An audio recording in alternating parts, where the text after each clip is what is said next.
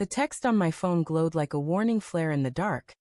Just a quick drink with work friends, love. Home by 10.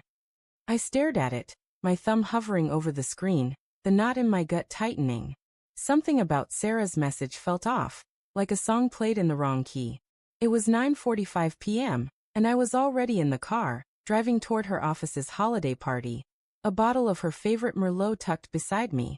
I told myself it was a romantic whim.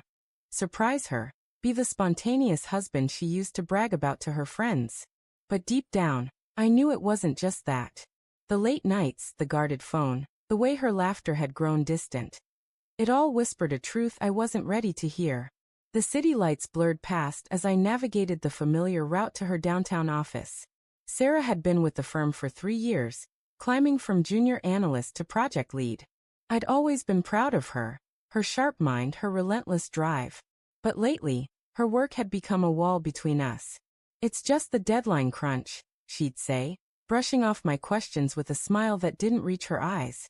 I wanted to believe her. God, I did. But the doubts had rooted deep, fed by every deflected glance and vague explanation. I pulled into the parking lot of the sleek glass building, its windows aglow with the party's warmth. Laughter and music spilled out as I stepped from the car, the Merlot bottle cold against my palm. My heart thudded, a mix of hope and dread. Maybe I'd walk in, see her laughing with her colleagues, and feel like an idiot for doubting her. Maybe I'd sweep her into my arms, and we'd laugh about my paranoia later, curled up on our couch. Or maybe, I shook the thought away and pushed through the revolving doors. The lobby was decked in twinkling lights and garlands, a festive contrast to the sterile corporate vibe I remembered from the last time I'd visited. The elevator ride to the 12th floor felt endless, each ding of the floors ratcheting up my nerves. When the doors opened, the party was in full swing, clinking glasses, upbeat jazz, and clusters of people in suits and cocktail dresses. I scanned the room for Sarah's auburn hair, her signature black dress that hugged her curves just right. My eyes darted from face to face, but she wasn't there. Mark Wright. A vaguely familiar woman approached, her smile polite but cautious. It was Jenna, Sarah's coworker from the marketing team. We'd met at a company picnic last summer. Yeah, hi, I said, forcing a grin. Just thought I'd surprise Sarah. Have you seen her? Jenna's smile faltered, her eyes flicking toward the far end of the room. Oh, I think she's around. Maybe check the lounge area. Her voice was too quick, her glance too loaded. My stomach churned. Thanks, I muttered, already moving past her. The lounge area was tucked behind a glass partition, a quieter nook with plush couches and dim lighting. As I approached, I heard her laugh, bright, unguarded.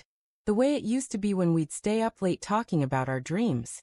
My steps slowed, the sound pulling me forward and holding me back all at once. Then I saw her.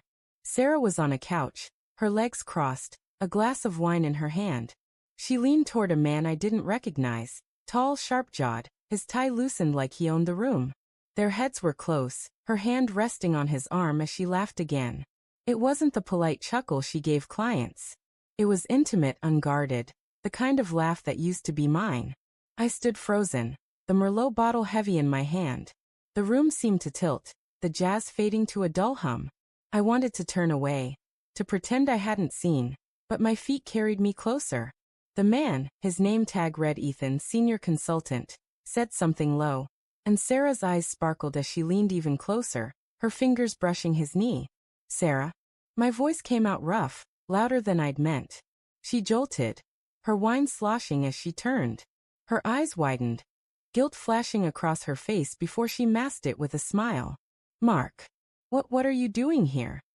Thought I'd surprise you, I said, holding up the bottle, my voice flat. Guess I did. Ethan shifted, his expression unreadable but his posture stiff. Hey man, you must be the husband, he said, standing and offering a hand. Ethan. Good to meet you. I ignored his hand, my eyes locked on Sarah. Work friends, huh? Her smile wavered, her fingers tightening around her glass. Mark, it's not, let's talk outside, okay? No, I said, my voice low but steady. Let's talk now. The air between us crackled, the party's noise fading to a distant buzz. Sarah set her glass down, her movements deliberate, like she was buying time. Ethan's just a colleague, she said, her voice too calm, too practiced. We were catching up about the project. Catching up, I echoed, my gaze flicking to her hand, still resting near his. That why you're practically in his lap? Her face flushed, and Ethan cleared his throat, stepping back. I'll give you two a moment, he said, disappearing into the crowd. Sarah stood, smoothing her dress, her eyes darting anywhere but at me. You're making a scene, she whispered, her voice sharp. Can we not do this here? Do what? I asked, stepping closer. Ask why my wife's been lying to me? Why she's been coming home late, hiding her phone, acting like I'm the one who's crazy for noticing. Her lips parted, but no words came. The silence was louder than any confession. My chest ached, a raw, hollow pain that spread with every breath. I'd spent months convincing myself I was paranoid, that love meant trust, that Sarah would never hurt me. But the truth was in her eyes, in the way she couldn't meet mine. How long? I asked, my voice breaking. Mark, she reached for me, but I stepped back, the bottle clinking against my leg. How long, Sarah? She swallowed, tears welling in her eyes. It's not what you think. It's complicated. Complicated. I laughed, a bitter sound that drew a few glances. You told me it was work. You told me I was your home. Was any of it true? Her tears spilled over, but they didn't soften me. Not this time. It started as nothing, she said, her voice barely above a whisper. Just talking, venting about work. But then, I don't know, Mark. I got caught up. I didn't mean for it to. To what? I cut in. To betray me? To throw away 10 years. Her sob was quiet, but it hit me like a punch. I still love you, she said, her voice cracking. I got lost. I stared at her, the woman I'd built my life around, the one I'd pictured growing old with. The Merlot bottle felt like a lead weight, a foolish gesture from a man who didn't know his world was crumbling. Lost, I repeated, the word tasting like ash. You didn't get lost, Sarah. You chose this. I turned, my vision blurring as I walked away, her voice calling after me, soft and desperate. Mark, please, let's talk about this. But I didn't stop.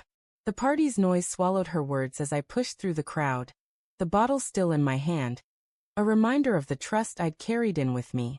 The elevator ride down was suffocating, each floor a descent into a new kind of loneliness. I'd come to surprise her, to prove our love was still alive. Instead, I'd found the truth I'd been too afraid to face. In the parking lot, I set the Merlot on the ground and got into my car. The engine roared to life, but I didn't drive. I sat there, gripping the wheel, the city lights streaking through my tears. Sarah's laugh echoed in my mind, not the one from tonight, but the one from years ago, when we were just two kids in love, promising forever. That was gone now, replaced by a wound that would take years to heal. If it ever did. I didn't know where I'd go next. Home felt like a lie, a museum of memories tainted by her betrayal. But as I stared at the bottle through the windshield, one thing was clear. I couldn't stay here, in the shadow of her choices. I shifted into drive, the road ahead as uncertain as my heart, and left the party behind.